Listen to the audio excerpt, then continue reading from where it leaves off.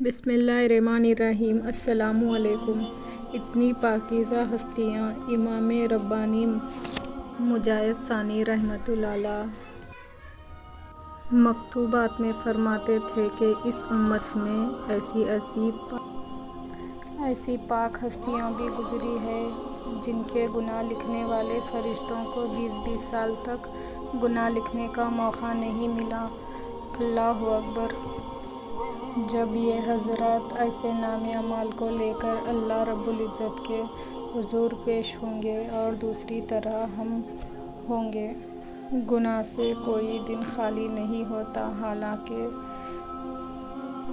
دل میں تو ہر وقت یہ غم ہونا چاہیے کہ ہم رات کے وقت رو رو کر اللہ تعالیٰ سے دعا مانگیں گے، اے مالک!